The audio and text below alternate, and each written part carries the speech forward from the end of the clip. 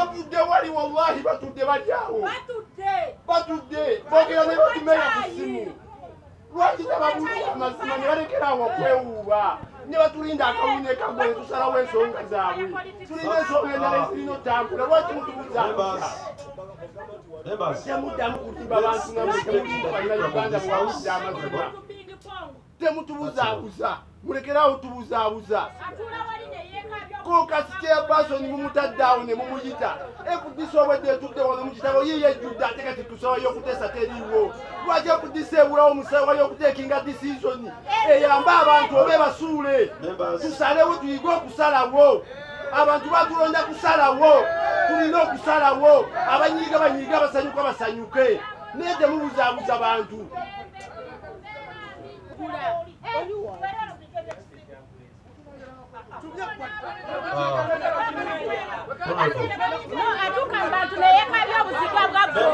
Let's respect the difference of these members, please.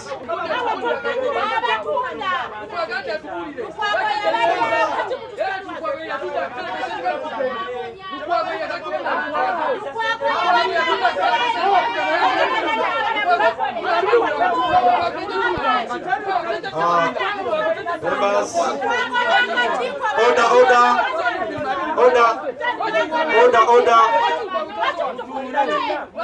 Members, order. Members, order. Order in the house. Members.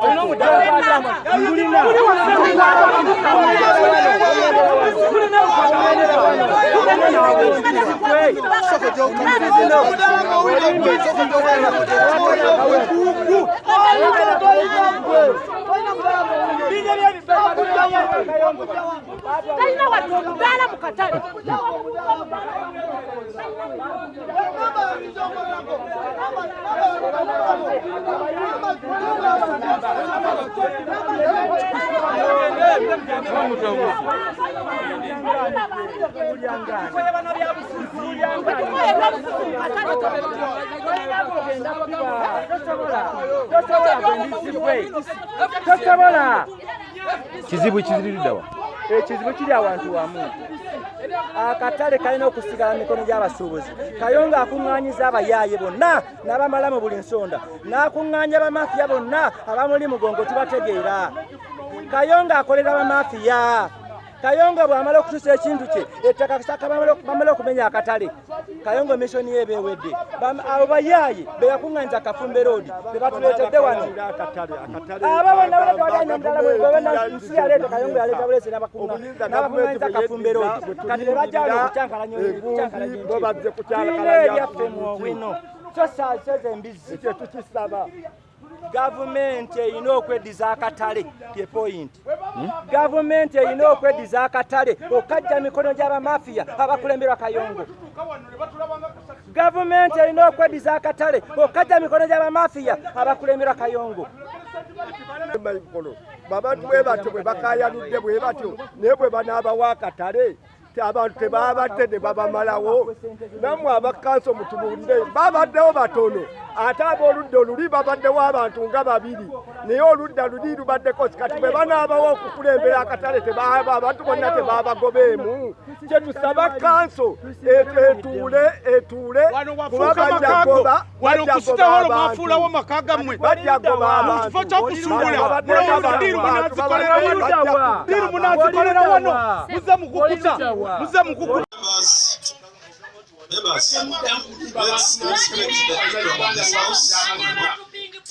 Temutubuzaabuza mulekerawo tubuzaabuza ko kasite person mumutaddeawo ne mumuyita ekutisa obwedde etudde wano mukitabo ye yejjudde ate kati tusawayo okuteesa teriiwo lwaki ekutisa ebulawo musawayo okuteekinga decision eyambe abantu obe basuule tusalewo tuyige okusalawo abantu batulonda kusalawo tulina okusalawo abanyiiga banyiiga basanyuka basanyuke naye temubuzaabuza bantu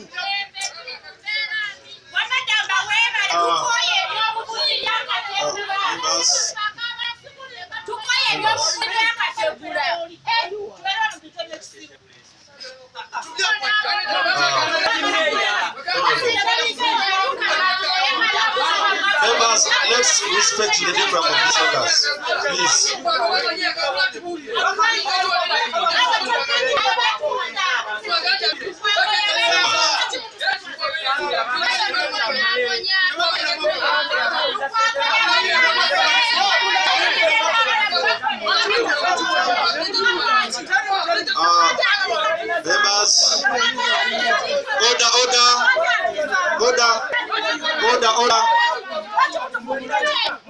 Members, order.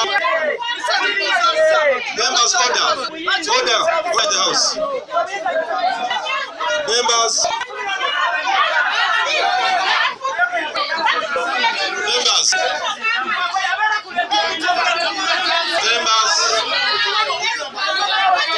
Let us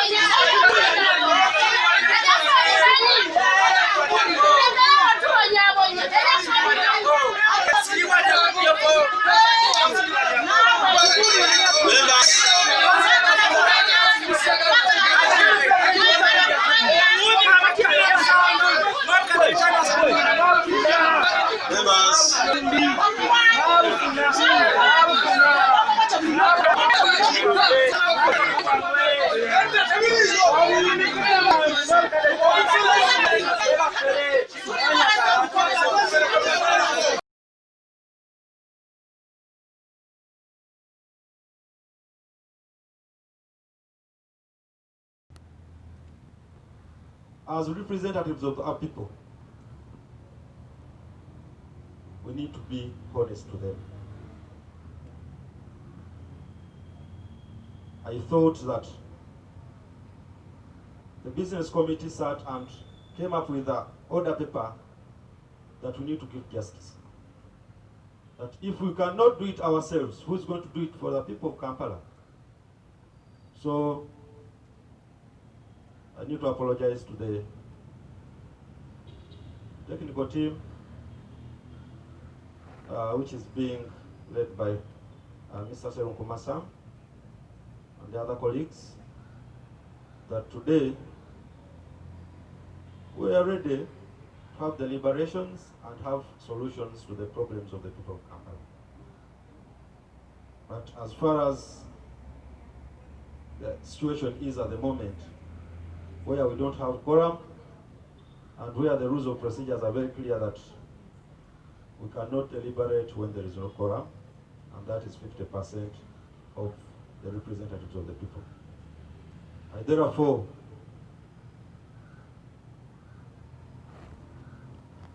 use the powers that are given to me to adjourn this meeting to the date which will be communicated. And I therefore request the executive team to share the communications that have been circulated to the people as far as the matter of Bakaabide is also concerned. Let us adjourn this meeting until the date which will be communicated. Thank you.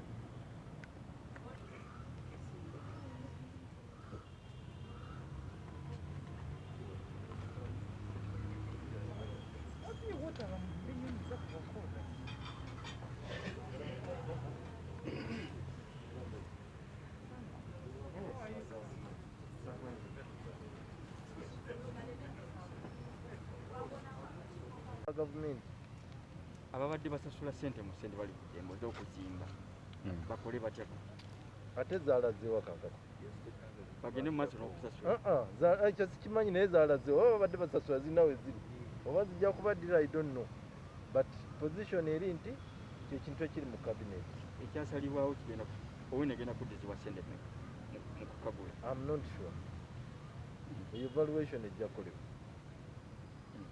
KCCA tekyalina teeka yonna ku katale ako mu kuteesa mu engaging abasuuba akayongo. ate engagement kinga central government yatekinga position nze njagala mulireko gawandiike to the extent that government took a decision to repossess akatale ka Nakasero akasente bali ku ddembe ne paati yaki ya Kcca era biri mu IGA biri mu cabinet it is discussing the same. So siraba nsonga lwaki kiri wano nga ne cabinet ekola ki ekiteesaako kaka tulinda decision cabinet gyeneetwala ku bintu ebyo batugambe implement. Simple. Political wing condemninga side ya Kayongo nti bali mu kubba basobozi sente zibabasolozaako nanti kakati ate ebyo byabali nze siri political. Kayongo yajja atya okuba nti ate bamusasula gwe basasula gwali musango gwali mu kooti ati musango bagisana ne bagamba you pay back this person's money KCCA na kumusasula abasobozi basasulayo dues eza monthly tetuzifuna wano we don't get money from OWINO dues tetufuna za butale bwaffe n'obwo butale bwetwapulovinga naye mu OWINO engeri gye tubadde nga tukyawuza misango tetufunayo sente n'emu dues. naye nga bwe twogedde mu council ffe nga executive report yaffe eri ready. Report eno actually yaba ready 1 month ago or 2 months ago era tulina petitions okuva mu ba traders tulina ne brief okuva directorate eya legal era nange leero mbadde ready okupresentinga my report naye kibaddewo nga speaker alina okumakinga sure mbu councillors bali mu council ekyo teyasobola okukikola era twabadde tetulina quorum so mbadde sobola agenda mu maaso n'okola presentation nga quorum teriiwo naye era abannakampala nga bwe bakimanyi ffe nga executive ekulembera Lord Mayor message yaffe eri clear ffe tuli wano kulwanira omuntu wa bulijjo tuli wano okulwanirira oyo gwe bagezaako okunyigiriza era ngenda kubawako copy Lord Mayor gye yawandiikira ba petitioners n'ababadde mu authority leero nga beekalakaasa abasaidi e Kayonga. Communication ya Lord Mayor eri clear, communication ya executive eri clear. Twagala equity, twagala akatale kano kabe k'abantu bonna. Ebyo bwe bigaana twagala akatale bakaze mu government. Ababyogera nze ndowooza balalu era beetaaga okutwalibwa ebutabika kubanga Lord Mayor really let us not reduce the Lord Mayor to that level. He cannot stoop that low. Abo balalu era twagala tubasindike butabika babekebere emitwe kubanga nge executive twabaddewo reporting abo enjibalaze all these are copies of the report eriredde. So bano okujja wano ne beefuula balwanirira abantu mu kanso ate nga bye balina ku mutima birala. Ndowooza nze ezo kamera za game very soon zigenda kwendinga and they will be exposed. Sente bali ku ddembe rangozi eriredde. Tulina report ya ordinances eriredde. Tulina report ya street what? We have tulina report ya street naming eriredde. Tulina report ya stimulus package elwanirira abana Kampala abayisiza obubi nnyo mu kiseera kya COVID ne report eriredde. Tugezezaako presenting as no reports for the past 2 months n'ekyo tekisobose. So now for executive, we feel the speaker is not playing his role of ensuring council zituule byetwagala okuyisa bisibwe. Ensonga ya sente bali ku ddembe abantu babe kukola baga nti ofisi ya mwene muleka mwe mwalya sente muleka bebe bagula kayongo kati ugambe lukwago kulya sente ndoza lukwage ne executive ye ndoza kisitufu naye ekikulu fe position ya fe twajogedde dda ekisooke badde ready ne document zibawadde nendoza kiriwo fe twagala nnyo gundi ene bere clear tetwagala abantu kudda okuzanyazanya fe twabagamba akatale konna twagala police engeriemu ey'obutale bw'otunda akatale ka shauri yako bwe baakakulakulanya si kibi nenjagala bandaga abantu abalimu bonna bafuluma akatale ako ekyo kye kitulwanya tetugenda kukkiriza abantu batono kutwala akatale ka abantu bangi kyetwagala kyokka bw'otunira Kcca abantu abaliwo abantu bonna babagoba bw'otulira kati abaliwo be bantu abatono ennyo so twagala police ebeeremu ey'obutale obutale buba bw'abantu abalimu ate bonna kyetutagenda kukkiriza abantu ne bwe batatuzze wano mu bukulembeze tetugenda kukkiriza abantu batono kunyigiriza bantu batono kunyigiriza abantu bangi twagala obutale nga bw'abantu bonna buli omu abeerewo ate kyoteeka okumanya nti n'obutale nasale beetu buli muntu ajjamu afunamu ne tulowooza kubanga abenfuna entono bebakola mu butale then bwe bamala okufuna bagenda awalala bakole ki naye oyinza okwewuunya nga ate abagagga be bagala okutwala obutale bw'abantu abaavu fe tulowooza nti position ye executive report weri eriredde mulimu ebya recommendations zayo naye ebimu ku byo byebyo nti obutale twagala okubanga bw'abantu bonna abantu abawejjere so si bantu batono okutwala butale sigwe mulundi ogusoose ne Lord Mayor bwe yali mu council nga yakyakulembeza council waliwo council era bwezito bwe ziyiika abakulembeze abamu baba n'obuvunaanyizibwa obw'enjawulo naye ndowooza buvunaanyizibwa bwa mukama waffe speaker kubanga tulina enjawulo Lord Mayor naffe tuvunaanyizibwa ku executive zibadde zituula era zituula kakati obuyinza obwo baabwawula obwa executive weebuli ate n'obwa council weebuli obuyinza bwa council speaker buli mu mikono gye kyova olaba abeera n'omuggo ogwo buyinza bubwe n'olwekyo babaawo ensonga ndowooza era bakulembeze nga speaker yateeka okunoonyeza kiki ekibaddewo lwaki kibeerawo otherwise toyinza kunenyanze amaze okukola ripooti yange okuva mu executive tubitutte wali tutudde tulinda ku presenting ate n'onenyanze owa executive ndowooza tobeera fair. Councillor n'amazzi ogambye mubadde ready jamuwaneno sinungi light kala nzirugavu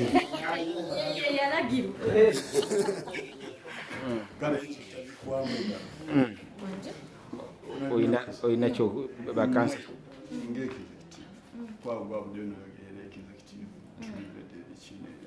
kitegeeza kyokubanga meeting ziyiika ate olumu ne balusonga mu bwenga kada kanso era speaker afuuse kiiso kya mbuzi alekeredde omutemi ate n'atunulira omubaazi kubanga ensi yonna ekimanyi nti omuntu avunaanyizibwa ku kanso era agikulira ye speaker kanso ebeera ne chief whip so omugaso gwa speaker actually kyabadde alina okukola kuwipinga bammembers be kubakubira amasimu bannange muliriddawa ki ekigenda mu maaso kanso ng'efulopinga kubanga ffe nga bammembers be executive enkoko twagikutte mumwa ne tutuula mu kanso nga n'essaawa tezinnaba kuwera nnya era nga sipiika bw'ayingidde ne mukama waffe deputy lord mayor naye n'atuuka n'atuula ffenna nga tujjudde ng'executive nga tuli beetiifuteefu so ekya kanso okuyiika n'ensuubira tebalina kukitunuza